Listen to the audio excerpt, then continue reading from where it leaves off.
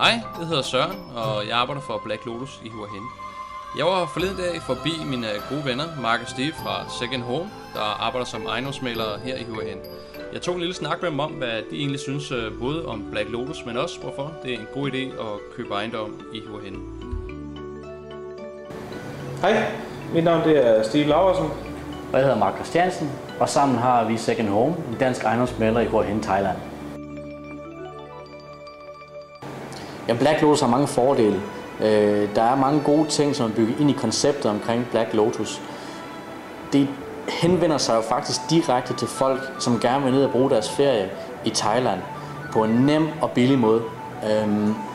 For det første, så konceptet med, hvordan du køber og ejer tingene hernede, er direkte, det er ligefrem og det er sikkert. Derefter så kan vi begynde at kigge på sådan nogle ting, som de service inkluderede. Man gider ikke, når man kommer på ferie, man skal ned og bruge sin ferie på at vedligeholde et hus, eller man skal ned og bruge de første 2-3 uger på at sætte ting i stand og løse problemer, som har bygget sig op igennem året. Her i Black Lotus, der har du en villa, som altid står i tip-top stand, fordi at der er penge, der bliver betalt ind til en servicefond, og så kører alting bare automatisk. Så har du altså servicerne. Du har ligesom et 5-stjernet resort, der er shuttlebus service, der er pools, maid, der er restauranter. Der er faktisk alt, man skal bruge. Detox center. Der er alting, man skal bruge for at have en behagelig ferie. Derudover så er det selvfølgelig også investeringsmæssigt at kigge på, at Black Lotus udlejningsmæssigt giver penge i kassen hver eneste år, men det kan både betale faktisk for dine udgifter, plus at det kan være med til at spade i kassen, selv en dag skal på ferie hernede til. Der er også gensalgsværdien. Markedet kommer til at stige, det er der ingen tvivl om. Vi kan se der nu, at boligpriserne de stiger. Så helt klart andelen ude i Black Lotus kommer også til at stige i kraft med, at resten af byen bliver udviklet, og du får Black Lotus, og hele området du bliver færdigt. Så der er mange fordele ved Black Lotus.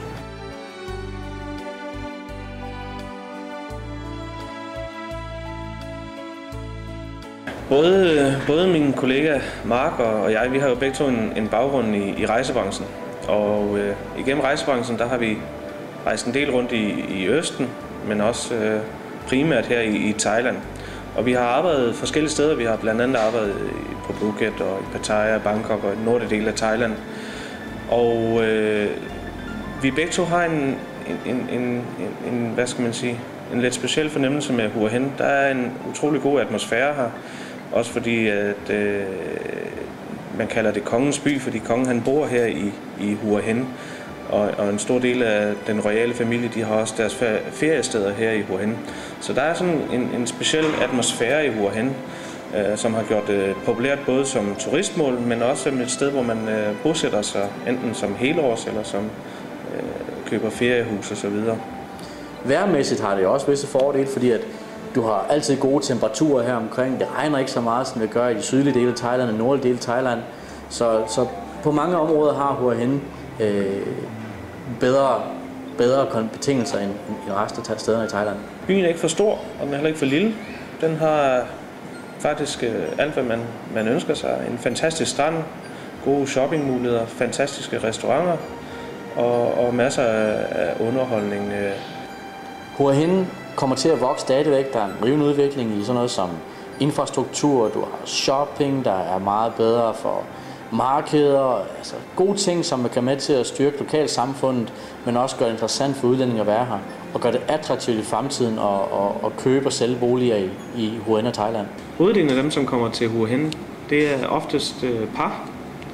De er 40-45 op efter, og det er folk, som ønsker, at der er underholdning, at der er gode spisesteder, gode strande, godt vejr. Mange af dem er også golfspillere. Hua Hin har jo 8 internationale golfbaner, og blandt andet flere lokale golfbaner.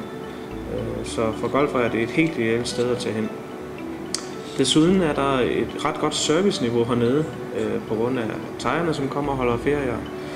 Og her på det seneste har vi også set en del børnefamilier, som er begyndt at tage til Hua Hin. Netop fordi, at mange anser Hua Hin for at være en af de mest sikre steder at være i Thailand. Netop på grund af kongefamilien og royale familie også holder til her i Hua Hin. Jeg ved ikke, om Hua Hin er så meget bedre destination end mange andre steder i Thailand. Men den har visse fordele, som mange andre destinationer i Thailand ikke kan hamle op med. Og det kan være sådan noget som, den ligger tæt på Bangkok, hvor du har shoppingmuligheder, der er flyforbindelser til hele Asien, og nemt at komme hjem til Danmark også for den sags skyld. Derudover så Hua Hin er en forholdsvis rolig, stille fiskerby stadigvæk, som det var for mange år siden, så den har stadig det her thailandske islet i det, hvor det er sådan, at man ligesom kan føle, at det ikke bare er et turistmekka, man kommer til. Men du har stadig alle de fornødenheder, der skal bruges, som gode hospitaler, shoppingmuligheder, du har lokale markeder, du har en fin infrastruktur, som hele tiden bliver udbygget, og gør det interessantere at være her for udflugter, som elefantridning og sådan ting som det her. 5-10 år fra nu er Hua Hin i en rivende udvikling. Altså allerede nu har vi været inde i en udvikling, som har betydet, at vi har fået masser af nye shoppingcentre, hospitaler, infrastrukturen bliver bedre, der er kommet nye veje til Bangkok.